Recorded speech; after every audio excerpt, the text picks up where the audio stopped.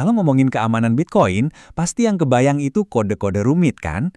Tapi gimana kalau saya bilang pertahanan terkuatnya justru datang dari dunia nyata? Lewat energi, modal, dan bahkan politik. Nah, pertanyaan inilah yang jadi inti dari semuanya. Hari ini, kita bakal bongkar bagaimana Bitcoin itu membangun benteng pertahanannya bukan di dunia digital, tapi dengan mengakar kuat di dunia fisik kita.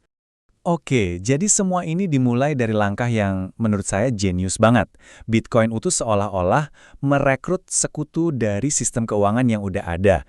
Jadi idenya bukan ngelawan mereka, tapi justru manfaatin kekuatan mereka buat melindungi diri sendiri. Dan kuncinya, ya, jembatan ini adalah yang kita kenal sebagai proof of work. Banyak yang bilang, wah ini kan boros energi, butuh modal gede. Tapi tunggu dulu, kita akan lihat kalau itu justru fitur keamanan paling cerdas dari Bitcoin. Nah, disinilah reaksi berantai yang keren banget terjadi. Gini, karena butuh modal raksasa, para penambang ini kan cari dana dari investor kelas kakap. Nah, investor-investor ini yang mungkin tadinya nggak bisa beli Bitcoin langsung, sekarang jadi punya kepentingan di situ. Akhirnya apa? Ya mereka bakal kerahin pengacara, pelobi, bahkan media buat ngelindungin investasi tambang mereka. Dan secara nggak langsung, itu juga ngelindungin seluruh jaringan Bitcoin. Keren kan? Kutipan ini benar-benar pas banget.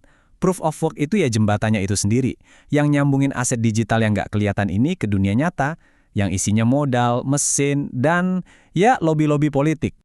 Oke, kita lanjut ya. Dari sini kita bisa lihat gimana lapisan pertahanan berikutnya terbentuk, yaitu para penambang itu sendiri. Mereka ini bukan sekedar pemproses transaksi loh, mereka itu penjaga gerbang pertamanya. Konsep kuncinya di sini itu menanggung resiko, atau yang kerennya disebut skin in the game. Ini bukan cuma soal untung, dapat wortelnya aja, tapi juga ada cambuknya, ancaman rugi yang beneran nyata. Justru rasa takut kehilangan segalanya, itulah yang jadi motivator terkuat. Coba deh lihat perbandingan ini, jelas banget bedanya. Kalau seorang eksekutif perusahaan, ya paling banter kehilangan bonusnya. Tapi penambang Bitcoin, dia bisa kehilangan investasi ratusan juta dolar. Gedungnya, mesin-mesinnya, semuanya hangus. Ancaman bangkrut inilah yang bikin mereka jadi pasukan pertahanan yang super termotivasi. Karena taruhannya segede itu, para penambang ini secara alami akan ngelakuin semua ini. Mereka jadi semacam sistem peringatan dini buat jaringan, melawan regulasi aneh-aneh, dan nuntut perangkat yang kualitasnya paling top. Intinya, mereka itu udah kayak sistem kekebalan tubuhnya Bitcoin. Nah, sekarang kita masuk ke lapisan yang paling dalam, paling fundamental. Ternyata, keamanan Bitcoin itu nggak cuma terikat sama ekonomi, tapi juga sama hukum fisika yang nggak bisa diganggu-gugat, ruang dan waktu. Coba bayangin Bitcoin itu kayak makhluk kawanan yang terus-terusan gerak, nyari energi paling murah di seluruh dunia. Bisa jadi di dekat gunung berapi di Islandia atau ladang gas terpencil di Texas. Nah, perburuan ini maksa dia buat nyebar ke seluruh penjuru dunia. Hasilnya, nggak ada satu titik pusat yang bisa diserang. Ini dia beda krusialnya. Proof of work itu secara alami mendorong desentralisasi fisik. Sebaliknya, Proof of stake yang keamanannya dari nyetor token, bukan bakar energi, nggak punya dorongan itu. Secara teori, seluruh jaringannya bisa aja jalan dari satu gedung. Ini kan jadi target yang empuk banget. Dan yang terakhir, pertahanan dari sisi waktu. Gini, buat nguasain 51% jaringan Bitcoin, Anda nggak bisa ngelakuinnya diam-diam dalam semalam. Anda butuh miliaran dolar, pabrik chip sendiri, dan waktu bertahun-tahun buat bangun fasilitas tambang segede itu. Serangan Anda bakal kelihatan dari jauh, berisik banget, jadi jaringan punya banyak waktu buat bersiap-siap. Nah, disinilah idenya. Jadi, wah dalam banget. Aturan dasar Bitcoin, kayak ukuran blok atau waktu 10 menit, itu dianggap sakral.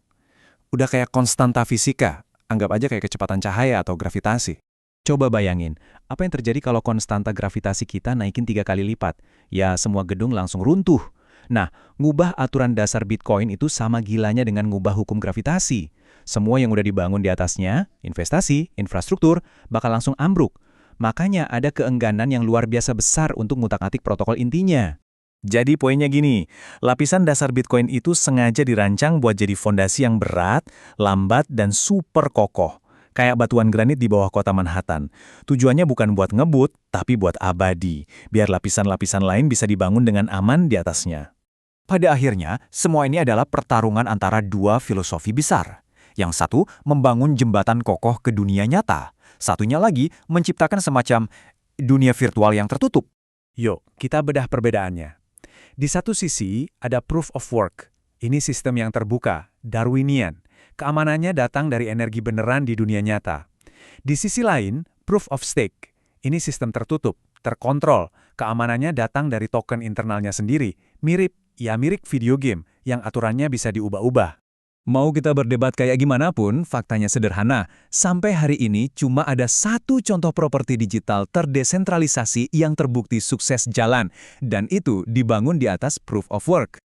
Jadi inilah rangkumannya. Baju zirah dunia nyata Bitcoin. Ada lapisan finansial, lapisan jaringan, lapisan spasial, dan lapisan temporal. Semuanya ini kerja bareng menciptakan perisai yang mengikat Bitcoin ke dunia nyata dan melindunginya dari macam-macam ancaman. Dan inilah kesimpulan terpentingnya. Proof of work itu bukan sekedar fitur teknis. Dia adalah jembatan yang mengikat uang digital ke dunia nyata. Ke dunia fisik, modal, dan energi. Tanpa jembatan ini, ia cuma jadi sistem virtual lain yang terisolasi dari kenyataan. Pertanyaan ini kayaknya pantas kita renungkan bareng-bareng. Kalau kita mau bikin uang yang bisa bertahan 1000 tahun, fondasinya harus apa? Cuma di atas kode yang bisa diubah-ubah? Atau di atas hukum fisika yang nggak akan pernah berubah?